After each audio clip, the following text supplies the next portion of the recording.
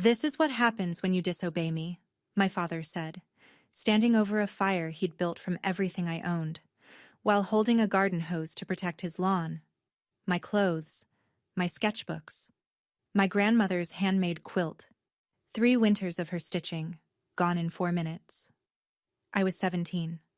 I watched the smoke rise and said nothing. 6 years later, I called him. He picked up on the first ring. I said 2 words. What he found in his mailbox that evening changed everything, but not in the way he expected.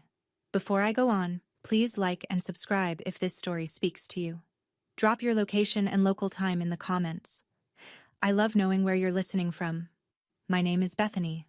I'm 23. Now let me take you back to Dayton, Ohio. The fall I turned 17, the week my father found my college application. The house at 4892 Ridgewood Drive was a 3-bedroom ranch on a quarter-acre lot in a suburb where every other mailbox had an American flag sticker and every driveway held at least one pickup truck.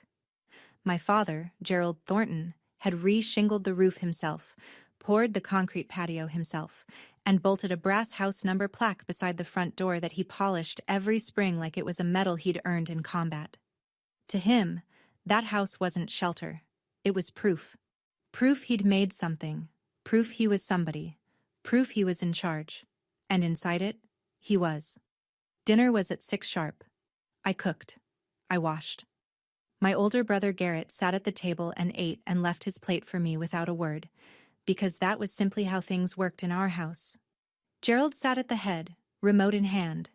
The television only ever played what he chose, and if the food was late, or the chicken was dry, the silence at that table turned into something with weight, something that pressed down on your shoulders until you couldn't swallow. Gerald kept every important document locked in a steel filing cabinet in the garage: my birth certificate, my social security card, my immunization records. I had never held my own ID. When I once asked for my social security number, I needed it for a part-time job application at the coffee shop on Route 48. He copied 9 digits onto a sticky note, watched me memorize them, and took the note back. In the living room sat his lazy boy recliner, oxblood leather, cracked at the armrests. Nobody sat in it. Nobody touched it. It faced the television like a throne facing a court, and every evening Gerald lowered himself into it with the authority of a man who believed the whole house orbited his comfort. It did. My brother Garrett was 22 when I was 17. Gerald had paid his community college tuition, a year and a half of classes Garrett mostly skipped before dropping out, without a single lecture about gratitude. Now Gerald was drawing up plans to set Garrett up with his own auto repair shop. Father and son spent weekends pricing hydraulic lifts and floor jacks the way some families planned vacations. I graduated in the top 10 of my class.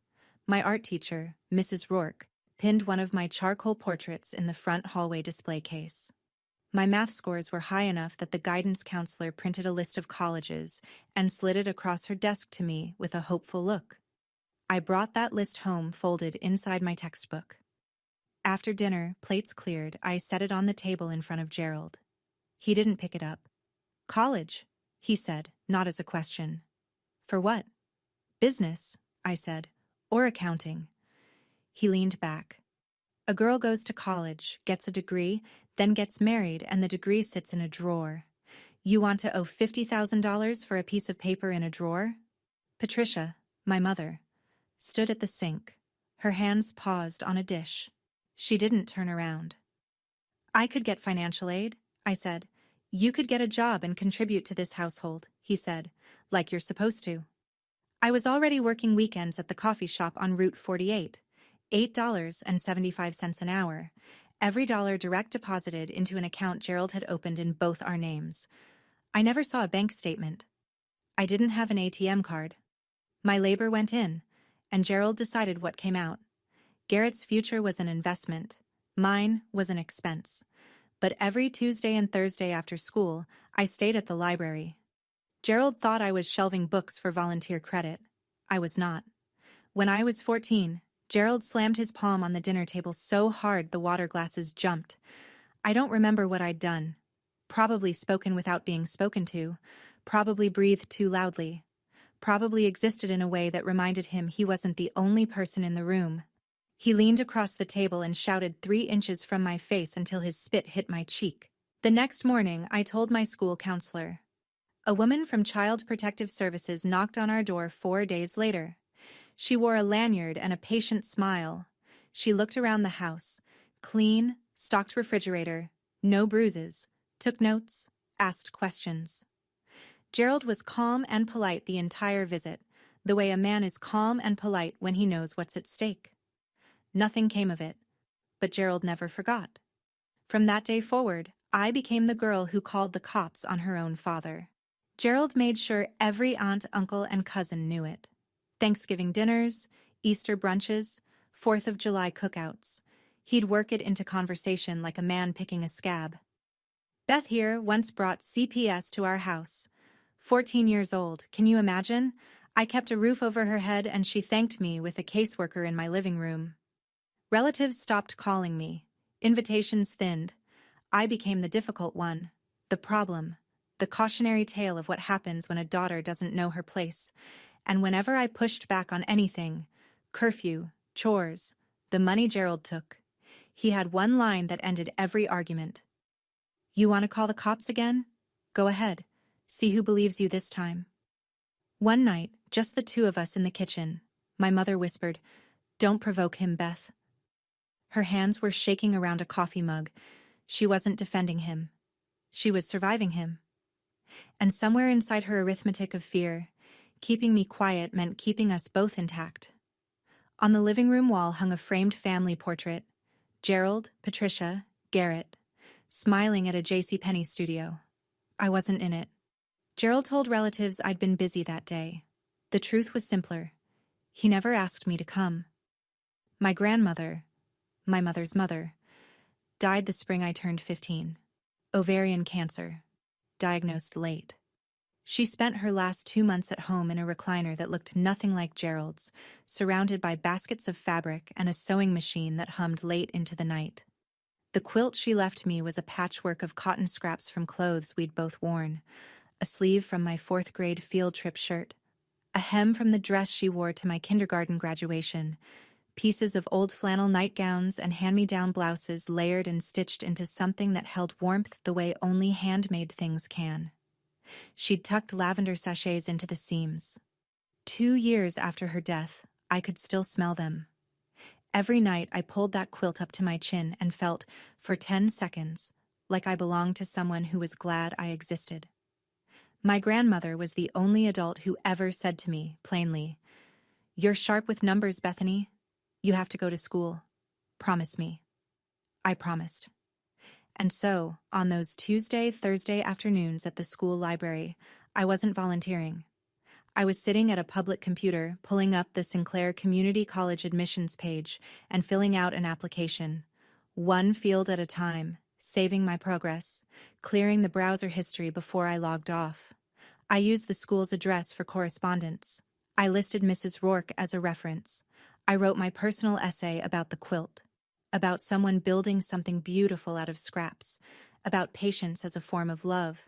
I didn't tell a soul.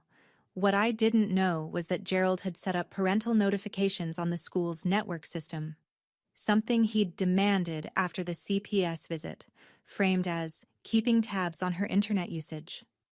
Every week, the system flagged activity categories and emailed a summary to the parent on file. The week I accessed college application resources 4 times, Gerald got an alert. I came home on a Thursday evening and knew something was wrong before I reached the kitchen. The television was off. Gerald sat in the lazy boy, but he wasn't reclined. He was upright, both feet flat on the carpet, hands resting on the armrests like a man about to deliver a verdict. The house was silent in a way that silence shouldn't be. Loaded, pressurized, the kind of quiet that makes your eardrums hum. "Sit down," he said. I sat on the couch across from him. My backpack was still on. I could feel the zipper pressing into my spine. "I got an email from the school," he said. His voice was low and steady, which was worse than yelling. Yelling meant the storm had already arrived. This voice meant it was still building. "College application resources. 4 visits this week. My mouth went dry. You want to explain that? I was looking into... behind my back. He cut me off without raising his volume. You sat in that library and applied to college behind my back. After I told you no. After I explained why. I just wanted to see if I could... You snuck around. Just like you did when you were 14. He let the CPS reference land. It always landed. You call the authorities on your own father. You go behind my back to do the one thing I told you we couldn't afford. Same pattern. Liar. Sneak. Patricia stood at the kitchen sink. I could hear the faucet running, though she'd stopped washing anything. Her hands were motionless in the water. Gerald stood up. The lazy boy rocked once behind him. He walked to the garage. I heard the filing cabinet open, the jingle of keys. When he came back, he was holding a heavy-duty black trash bag and his ring of house keys. He looked at me and said one word. Outside. He went to my room first.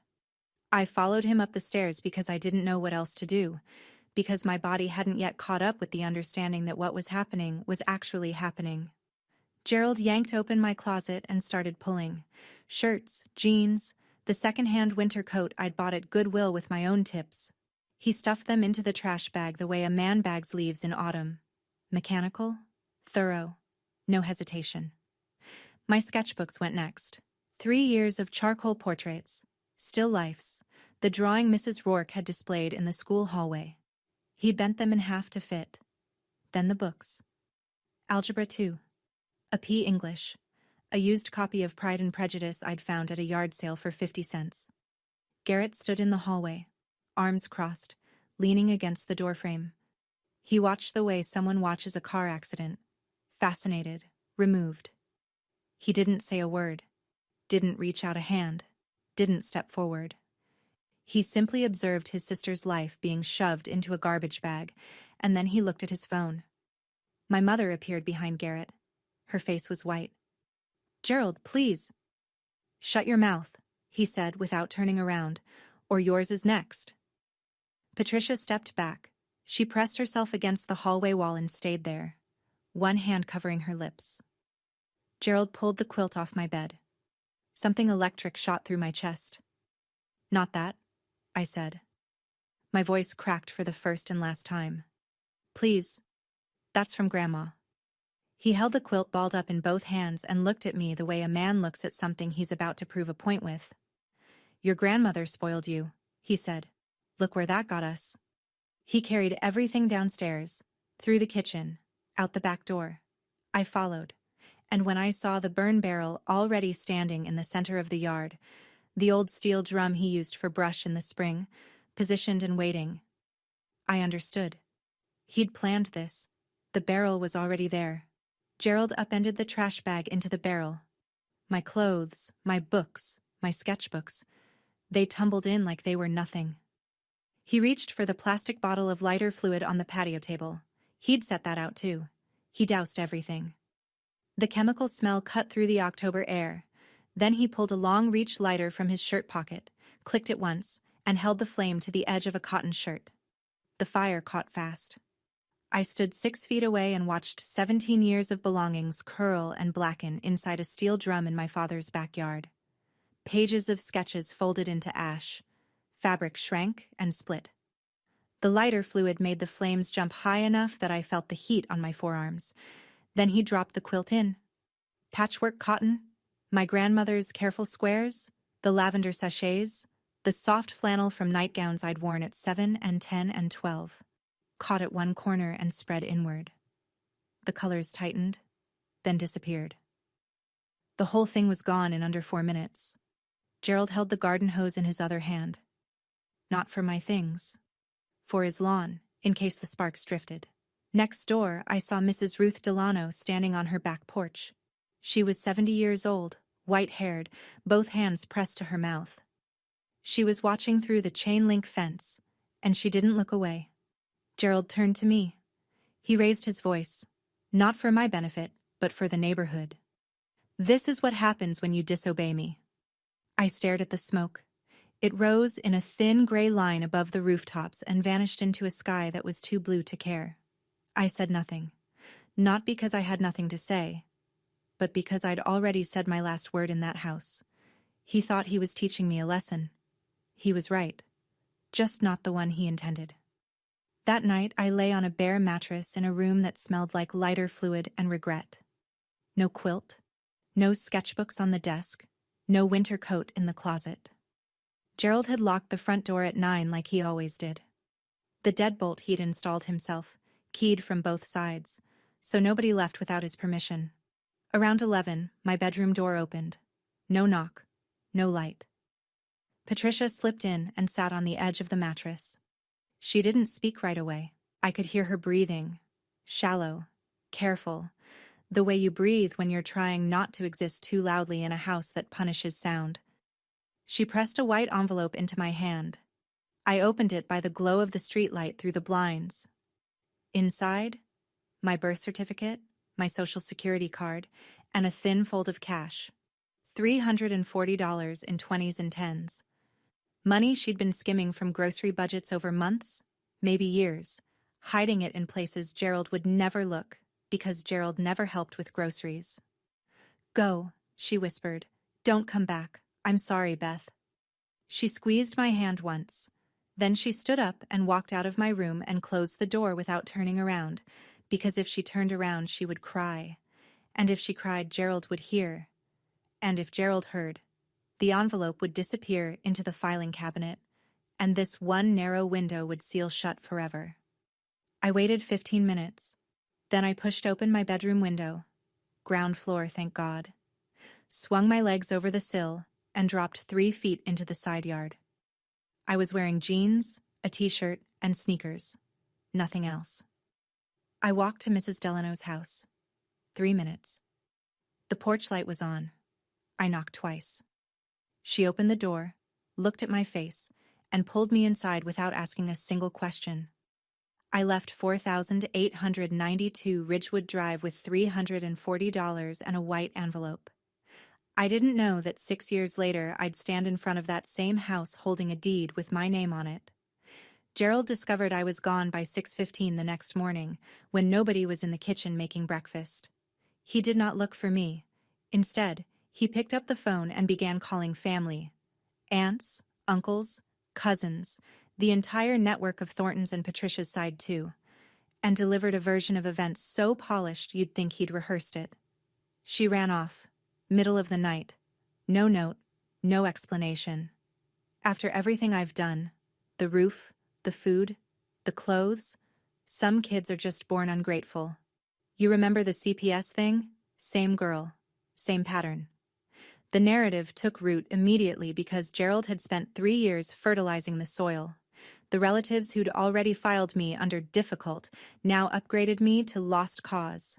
Nobody called me. Nobody asked Patricia for my side. Nobody drove around looking for a 17-year-old girl who'd left home in October with no coat. By the afternoon, Gerald had cleared my bedroom.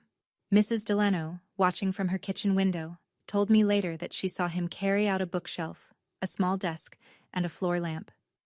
Within 48 hours, the room held a weight bench, a standing mirror, and rubber floor mats. Garrett's new home gym.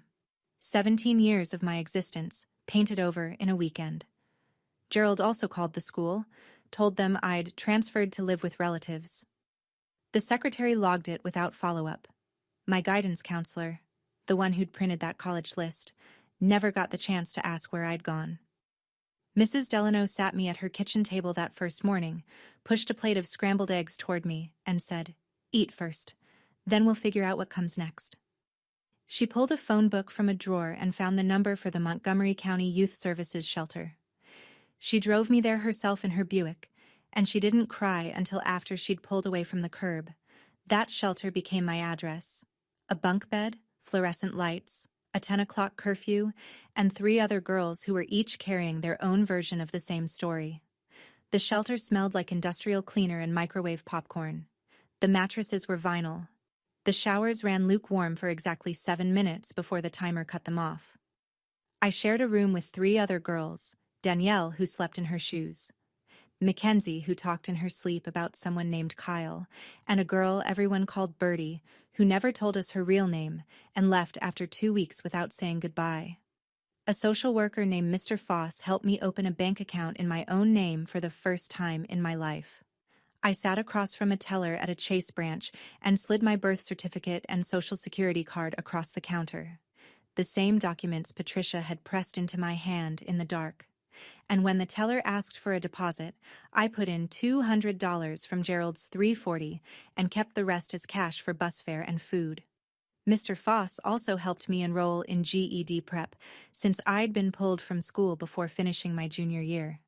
And he flagged me for Medicaid, which meant I could fill a prescription for the inhaler I'd needed since childhood, but Gerald never consistently filled because he considered asthma a mindset problem. I got a job within the week. Cashier at a gas station convenience store on 3rd Street. Night shift, $9.50 an hour. I stood behind a bulletproof partition and scanned energy drinks and lottery tickets from 10 p.m. to 6 a.m. and walked back to the shelter in the gray pre-dawn light. I kept Patricia's envelope in the inside pocket of my jacket at all times. Not for the money. That was mostly spent. For the proof that she'd tried. That she'd loved me in the only way Gerald's house allowed. The first thing I bought with my own paycheck was a pair of sneakers from the clearance rack at Walmart. $12, white with a blue stripe. I laced them up in the parking lot and stood on the asphalt and felt, for the first time in months, like I was standing on ground that was actually mine. Have you ever had a moment like that, where something small, something cheap, made you feel like you were finally allowed to exist? I used to lie on that bunk at the shelter and wonder, why did wanting an education count as disobedience? Why was ambition betrayal? If you grew up in a house where your dreams were treated as disrespect, you know exactly what I mean. Tell me in the comments. I read every single one. I passed my GED 4 months later, scored in the 92nd percentile in math. My grandmother would have been proud. At 18, I enrolled at Sinclair Community College, the same school I'd been secretly applying to when Gerald found me out. The irony sat in my chest like a stone. Financial aid covered most of the tuition. My convenience store wages covered the rest. Barely. I moved out of the shelter and into a shared apartment with 2 other students. A 1-bedroom that we split 3 ways, sleeping in shifts because one of us always had a night class. Business administration.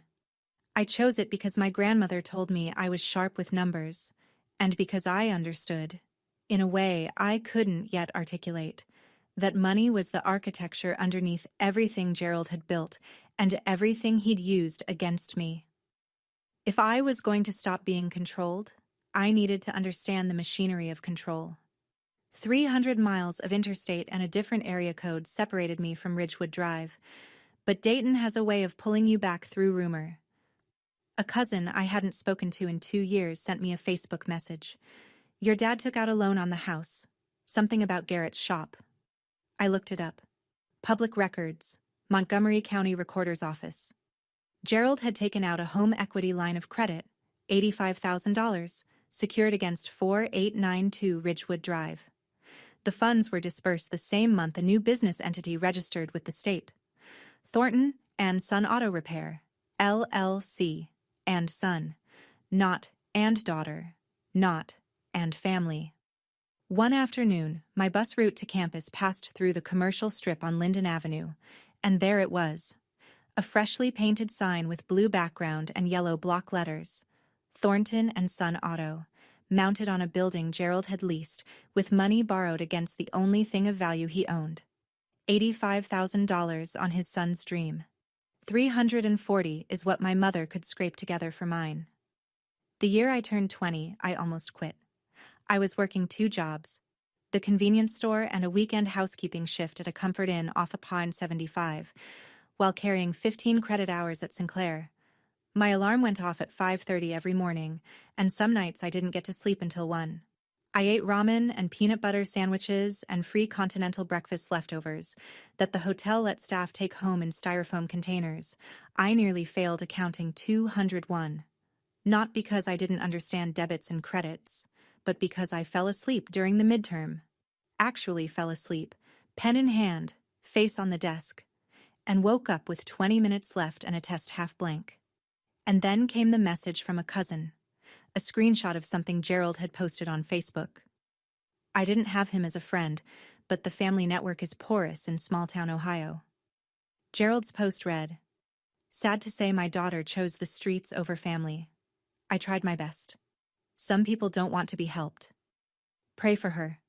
Below it, 11 comments. Relatives expressing sympathy for Gerald. One aunt wrote, "You did everything you could, Ger. She'll learn the hard way. Nobody asked me. Nobody checked." That night, after my housekeeping shift, I sat on the bus at 11 p.m., forehead against the cold window, and I cried for the first time since the fire. Not loud, not dramatic, just tears running into the collar of a uniform polo that smelled like bleach and someone else's hotel room. For about 10 minutes, I wondered whether Gerald was right, whether I was wasting my time, whether the world was just a series of rooms controlled by men like him and I'd never find one that was mine. Then I remembered my grandmother's hands, the quilt, the stitching. 3 winters of patience. "You're sharp with numbers, Bethany. You have to go to school." I wiped my face with my sleeve. I got off at my stop. I walked home. And the next morning, I retook the exam and passed. I finished my associate's degree the semester I turned 21. Not with honors, not with fanfare, just a diploma in a cardboard folder and the quiet knowledge that nobody had handed me a single credit. The degree led to a job at a title company called Howell and Dean on East 5th Street. Entry level. $15 an hour. My job was to organize closing documents, verify property records, and process title searches. The unglamorous paperwork behind every real estate transaction in the greater Dayton area.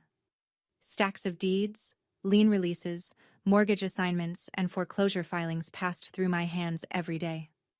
I learned to read them the way a mechanic reads engine codes, quickly, precisely, looking for the thing that didn't belong.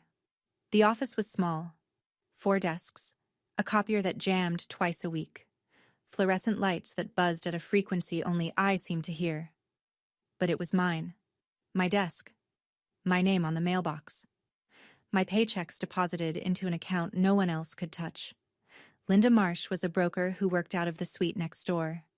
She was 45, silver-streaked hair pinned in a low twist, and she wore reading glasses on a chain that she swung like a lasso when she was thinking. She started noticing me because I was always the last one in the building. One evening, she leaned through the doorway and said, "You're still here." "I like reading the filings," I said, which was true.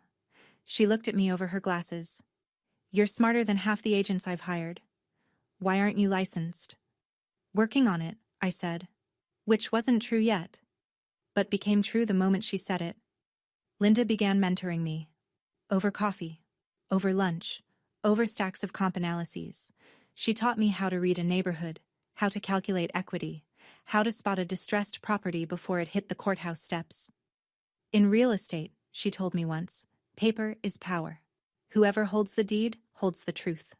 I wrote that on a sticky note and put it on my desk. It stayed there for 2 years.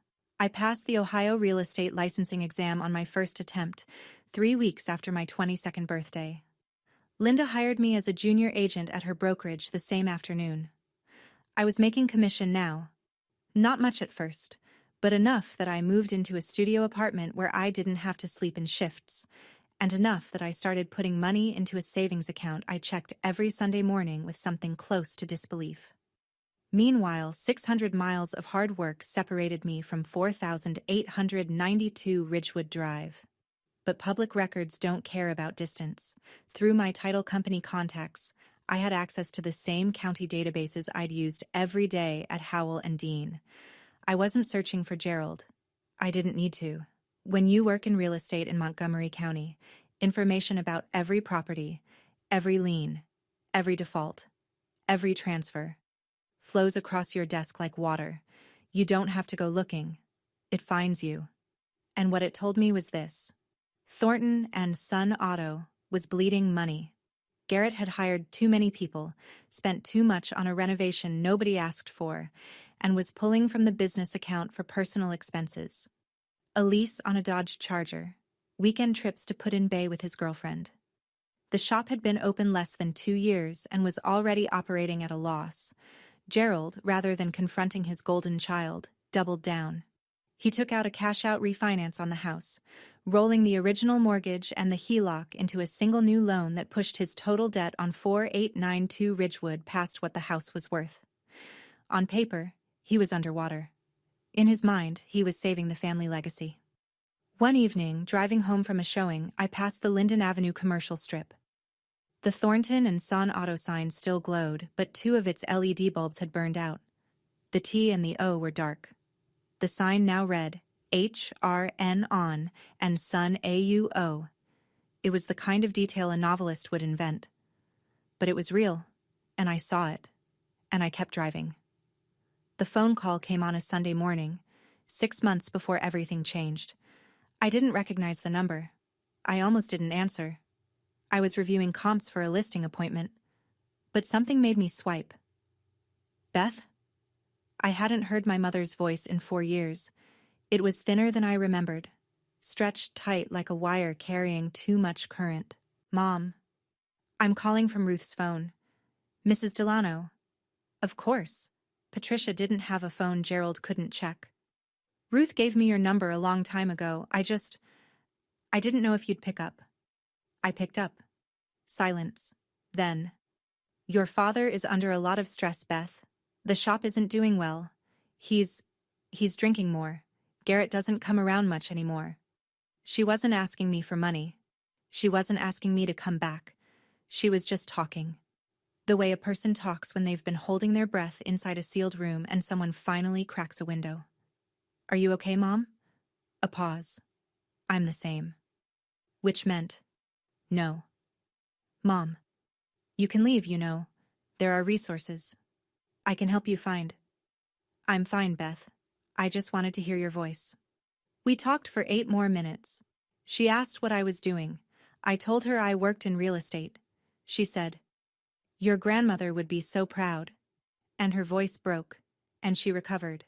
And we both pretended it hadn't happened. After I hung up, I sat on my apartment floor for 10 minutes, staring at the wall. I thought about calling Gerald. I didn't. I thought about calling Garrett. I didn't. I thought about driving to Dayton and knocking on the front door of 4892 Ridgewood and saying, what? What would I say to a man who burned my things and slept fine that night? Nothing. There was nothing to say. 3 months later, I was sitting at my desk scrolling through the weekly foreclosure list published by the Montgomery County Recorder's Office, a task I did routinely as part of my work, looking for investment opportunities for Linda's clients. And a familiar address stopped my hand on the mouse. 4892 Ridgewood Drive. Notice of default. Bank of Dayton, N.A. Scheduled auction date, 60 days. I read the address 3 times, then a 4th. Then I pushed back from my desk and stared at the ceiling for a full minute, breathing through my mouth like a swimmer surfacing after too long underwater. 4892 Ridgewood Drive. 3-bedroom ranch, brass house numbers, lazy boy in the living room, burn barrel in the backyard. The notice of default meant Gerald had missed payments for at least 90 consecutive days. The bank had filed with the county. A notice of sale would follow, and then the house would go to auction on the courthouse steps, open to any bidder with a cashier's check and a pulse.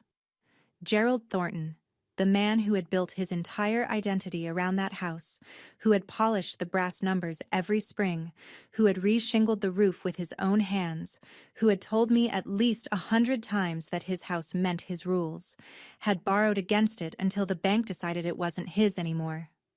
I pulled the full record. The HELOC from 3 years ago, $85,000. The cash-out refinance from 2 years ago, another 60 on top. Total debt secured against a house worth maybe $185,000 on a good day. Gerald hadn't made a mortgage payment in 6 months. The bank had followed every required step. Notice of default, right to cure, notice of sale. And Gerald had done nothing. No payment, no negotiation, no short sale.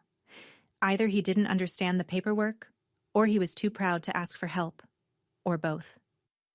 I closed the browser tab. I opened it again, I closed it. I went to the break room and poured a cup of coffee and stood by the window. I remembered the fire, the quilt, the lighter fluid, the garden hose he held to protect his lawn. My house. My rules. Not anymore, I said out loud, to no one.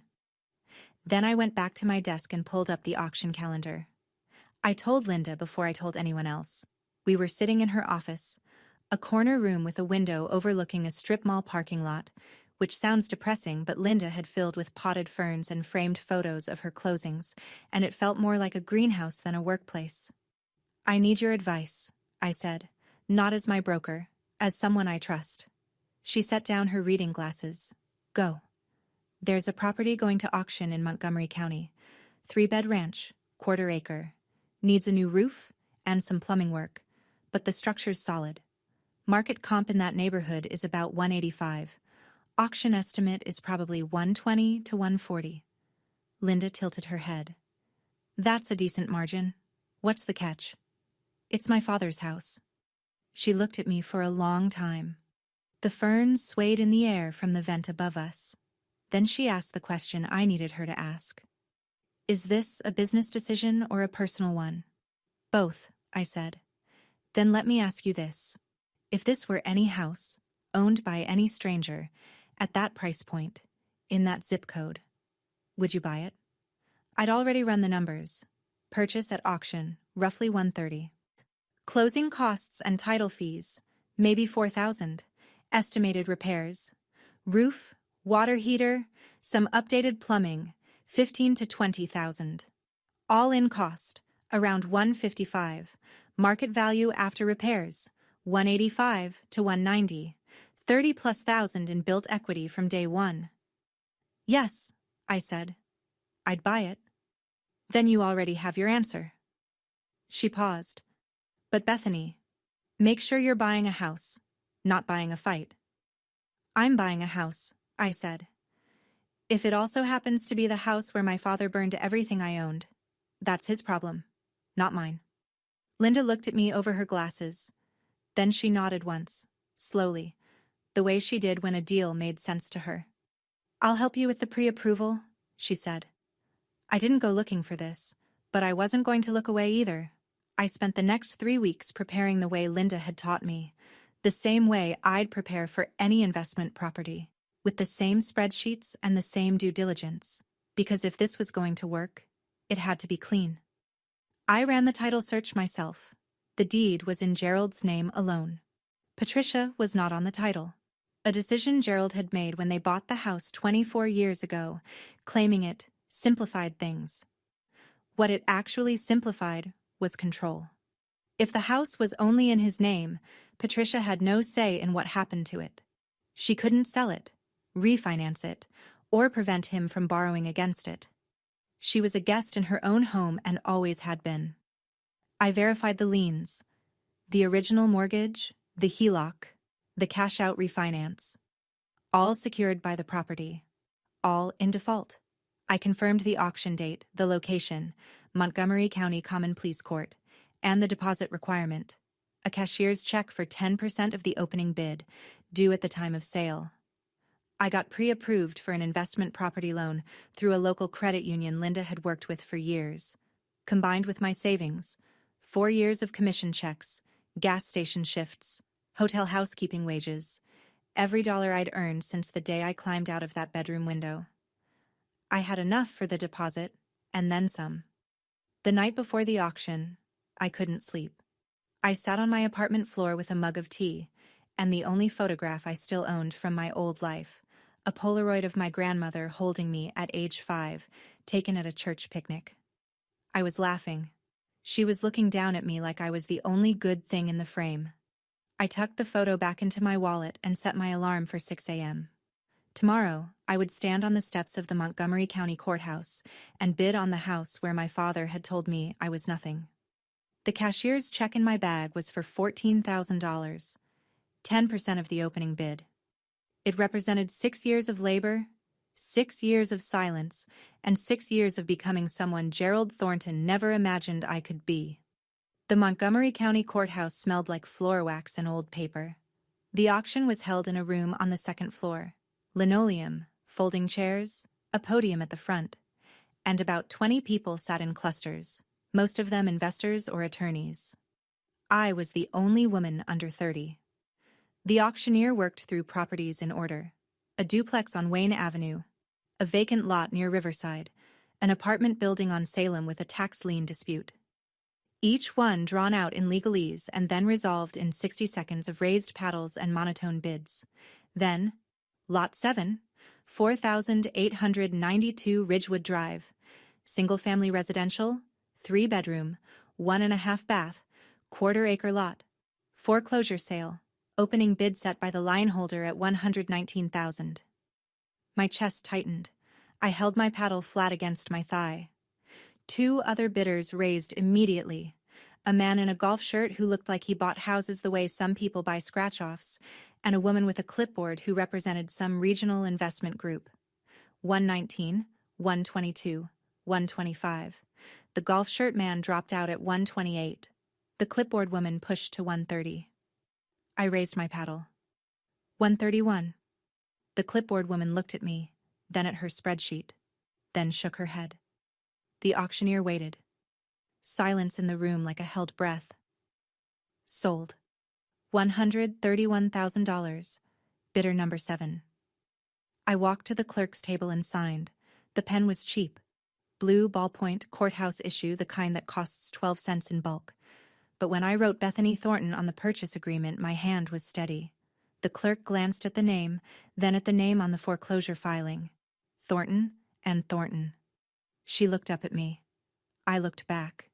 She stamped the document without comment. Gerald had let every opportunity to save the house pass. Every cure period, every negotiation window, every chance to sell before the bank took over. He was too proud to ask for help, too stubborn to admit the shop had failed, too convinced that 4,892 Ridgewood Drive would always be his because he'd decided it would always be his. But decisions don't override defaults, and defaults don't care about pride. The deed was recorded 17 days later at the Montgomery County Recorder's Office. I picked up the certified copy on a Tuesday afternoon, and I sat in my car in the courthouse parking lot and held it in both hands. Deed of conveyance. Grantee Bethany M. Thornton. My name. My house. The following Saturday, I drove to Ridgewood Drive. I hadn't been on that street in 6 years. The neighborhood looked the same: mowed lawns, American flag mailboxes, pickup trucks in driveways, but smaller, somehow. The way places from childhood always shrink when you return as an adult carrying different measurements. I parked across the street from 4892. The brass house numbers were tarnished. Gerald hadn't polished them. The patio concrete he'd poured himself had a long crack running through it.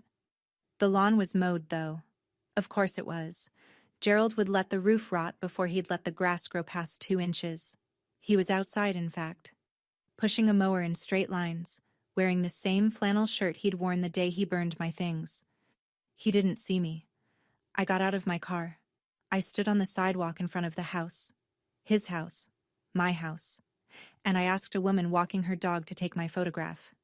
She smiled and obliged. In the photo, I'm standing in front of the brass numbers, 4892 visible over my left shoulder. My expression is calm, not smiling, not angry, just present. I printed the photo at a CVS. On the back, I wrote in neat block letters, new owner, deed recorded date. Montgomery County Recorder's Office, B. Thornton.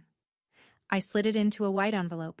No name on the outside, just like the one my mother had given me.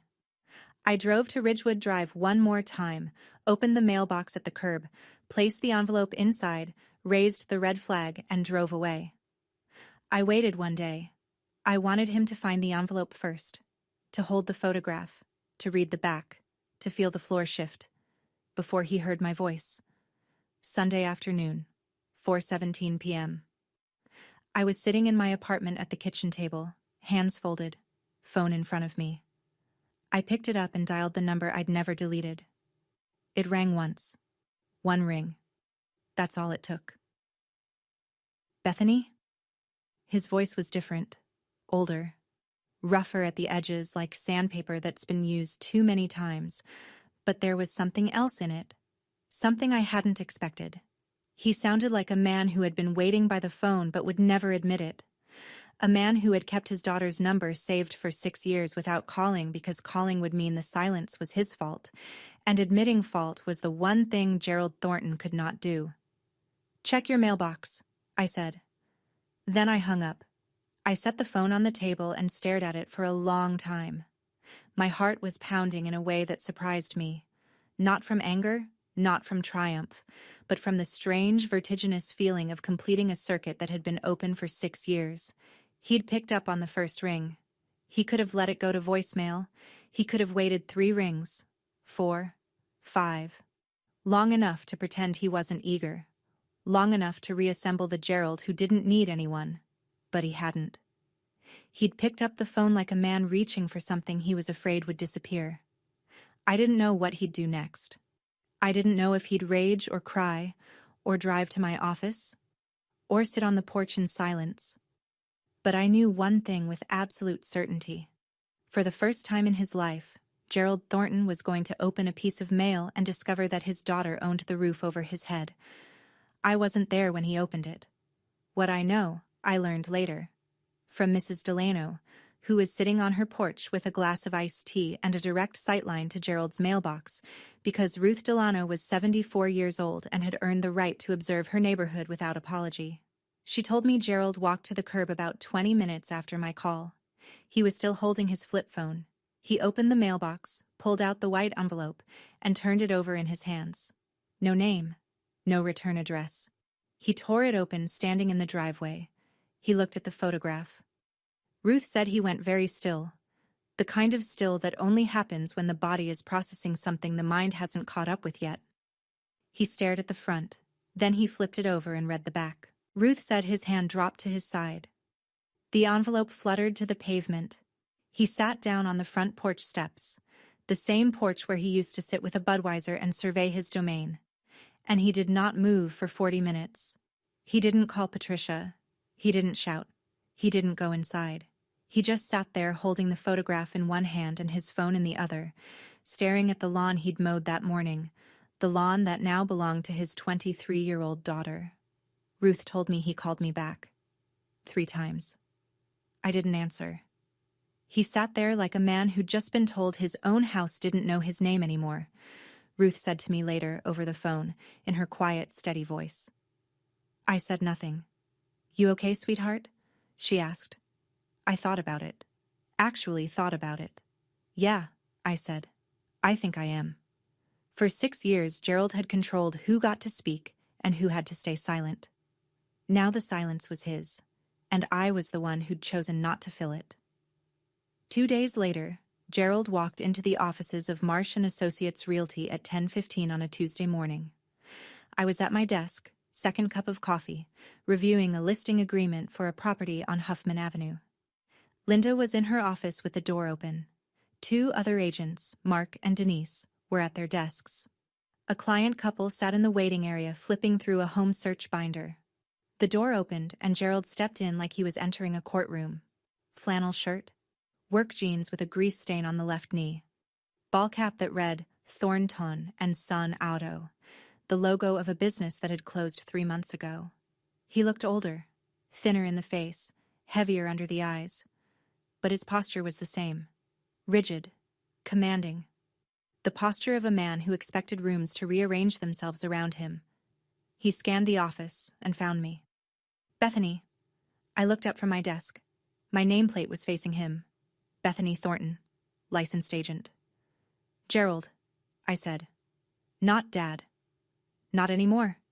He crossed the room in 4 strides. "You think this is funny? You think you can take my house?" I set down my pen. "It stopped being your house when you stopped paying the mortgage 6 months ago. The bank filed for foreclosure. The auction was public. Anyone with financing could bid. I had financing. I bid. I won. It's all recorded at the county recorder's office. That is my house." His voice cracked upward. Mark and Denise stopped typing. The client couple in the waiting area looked up. "I built that patio. I reshingled that roof." And then you borrowed against it until there was nothing left, I said. I kept my voice level. You took out an $85,000 HELOC for Garrett's shop. Then a cash-out refinance for 60 more. The shop failed. The payments stopped. The bank followed procedure. This isn't something I did to you, Gerald. This is something that happened because of choices you made. He stood there, breathing hard, fists at his sides. The room was silent in the way rooms go silent when everyone is pretending not to watch. Linda stepped out of her office. She was calm the way a woman who has brokered 1,200 transactions is calm, unshakable, measured, with the kind of authority that doesn't need volume. Sir, I'm going to need you to lower your voice. This is a place of business. Gerald swung toward her. You don't know this girl. She called CPS on her own father when she was 14 years old. That's who you hired. Linda didn't blink. She looked at me. I looked back. I reported my school counselor, I said, because you screamed in my face at the dinner table. CPS came because they were supposed to come. You weren't charged with anything. But you made sure every relative I had knew about it, and you used it to isolate me for 3 years. So let's be accurate about what happened, Gerald. The client couple was staring openly now. Denise had her hand frozen over her keyboard. Mark had quietly pulled out his phone, not recording, just holding it, like a reflex. Gerald's face reddened. He opened his mouth, then closed it, then opened it again. I raised you, he said. His voice was quieter now, but the edge was still there. I fed you. I gave you a roof. And this is what I get? You burned everything I owned in the backyard, I said. My clothes, my books, my grandmother's quilt. You stood there with a garden hose to protect your lawn and let 6 years of my life turn to ash. And then you told the whole family I was ungrateful.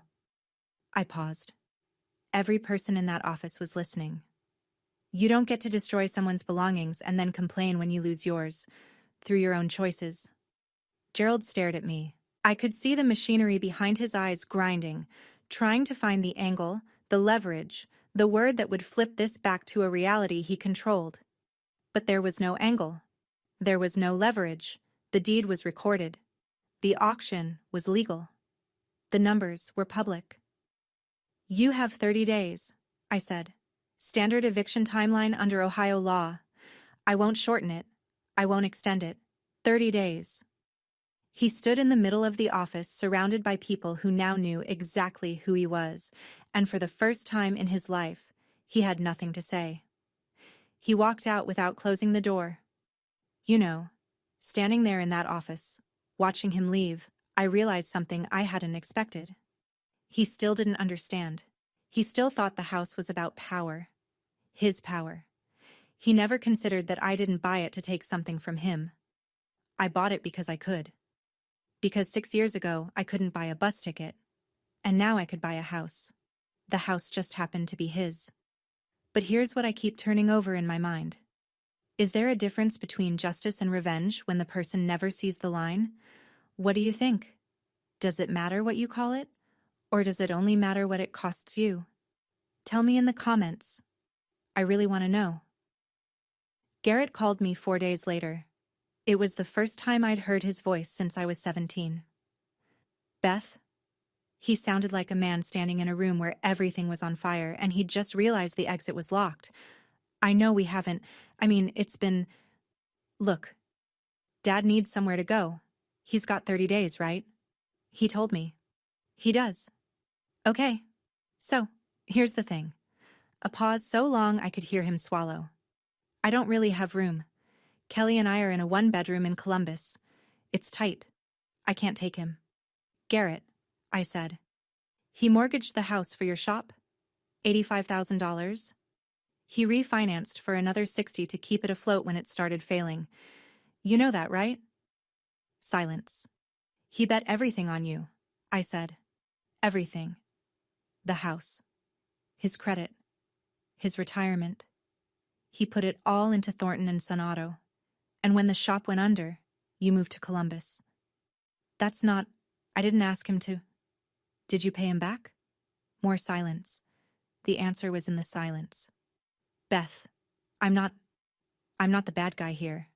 I didn't say you were, but I'm not the solution either. You had 22 years of his support. I had 17 years of his control. He gave you a business. He gave me a burn barrel. And now you're calling me the one he threw out to fix what the one he chose couldn't hold together. His breathing was ragged. I'm not selling the house, I said. And I'm not letting him live there rent-free. That's not my responsibility. If you want to help your father, help him. But you don't get to hand that job to me. I hung up, and I sat there thinking about the sign, Thornton and Son Auto, and how the whole family's money and faith had gone into 2 words on a marquee. And when the marquee went dark, the son kept driving. He bet everything on his son. His son left him on red. Gerald moved out on day 27. No phone call. No forwarding address. Mrs. Delano told me she saw him loading a pickup truck. A borrowed one, not Garrett's. With boxes, a duffel bag, and the lazy boy recliner. He drove to a cousin's house on the other side of Dayton. The throne came with him. The kingdom didn't. I waited a week. Then I drove to 4892 Ridgewood with a locksmith, a contractor, and a chest full of feelings I hadn't sorted yet. The house was dimmer than I remembered. Gerald had left it in rough shape. Stained carpet, a dripping kitchen faucet, a living room that smelled like Budweiser and old newspaper. But the bones were solid. The walls were straight. The foundation hadn't cracked, even if the man living on top of it had. I walked through every room, making notes for the contractor. New roof, water heater, update the plumbing in the hall bath, repaint. It was a project, not a miracle. The kind of house I'd learned to see potential in because Linda taught me to look past the surface. Then I reached the back bedroom. My old room, the one Gerald had turned into Garrett's gym. The weight bench was gone. The mirror was gone. But in the corner, behind a sliding closet door, there was a shelf Gerald apparently hadn't bothered clearing because he assumed it was empty. It wasn't. I found a Nike shoebox, crushed and dusty. I pulled off the lid. Inside, 3 pages torn from a sketchbook, edges blackened and curled. A charcoal drawing of a woman's hands, my grandmother's hands, drawn from memory when I was 16. 2 more sketches beneath it, half destroyed. And at the bottom, folded into a small square, a piece of fabric, patchwork cotton, singed at the edges, faded lavender scent, barely there, a single square from the quilt. Gerald had gone into the ashes. After the fire had died and I'd gone to my room and the neighborhood had turned out its lights, he had reached into that burn barrel and pulled these things out. He'd kept them in a shoebox on a shelf in a closet for 6 years. He never told me. He never used them to apologize. He just kept them. The way he kept my phone number. Silently, privately, uselessly. I held the square of fabric and sat on the bare floor of my old bedroom and felt something I couldn't name. Not forgiveness, not anger. Something in between. Like finding a handprint in cement from someone who broke your window. It didn't change what he did. But it changed the shape of what I remembered. From a man who only knew how to destroy, to a man who also knew how to regret, but chose the wrong way to carry it. Every single time. Patricia called me 3 days after I changed the locks. Her voice was different. I noticed it immediately. Not the thin wire tension I'd heard 6 months ago, but something closer to clear water. Still cautious, still quiet, but present in a way she hadn't been in years. "He's staying at Dale's," she said. Dale was Gerald's cousin, a house on the west side with a pull-out couch and no questions. He took the recliner and 3 boxes, that's all. "And you?" I asked. "I'm still at the house." A pause. "Your house." Neither of us said anything for a few seconds. "Beth, do you want me to leave?" I leaned against my kitchen counter and closed my eyes. I saw her in the dark 6 years ago, sliding an envelope into my hand. $340, a birth certificate, a social security card. The entire fortune of a woman who had spent 24 years under a roof she didn't own. married to a man who treated silence as consent and obedience as love. "Do you want to stay?" I asked. She started to cry. Not the stifled, one hand over the mouth crying she'd learned in Gerald's house. Real crying, the kind that takes up space, the kind a person makes when they realize they've been given a door. "Yes," she said. "Please." "Then stay. 200 a month. Enough to cover utilities and give you dignity. I'm not giving you charity, Mom. I'm giving you a lease." 200, she repeated. "I'm fixing the roof next month. The plumber comes Thursday. And Mom..." I paused. "His name's not on anything anymore. Not the deed, not the mailbox, not the rules." She cried again. But this time it was the kind of crying you do when a weight lifts and your body doesn't know how to be that light yet. "I should have done more, Beth. I know that." "You gave me the envelope, Mom. That was enough to start." That night, for the first time in 24 years, Patricia Thornton slept in a house where the front door was unlocked because the person who owned the deadbolt was her daughter, and her daughter believed in doors that open from the inside. I spent the next 4 weekends at 4892 Ridgewood with a toolbox, a contractor named Eddie who owed Linda a favor, and a stubbornness I apparently inherited from the one person I least wanted to resemble. We tore off the old shingles and laid new ones, charcoal gray instead of Gerald's faded brown.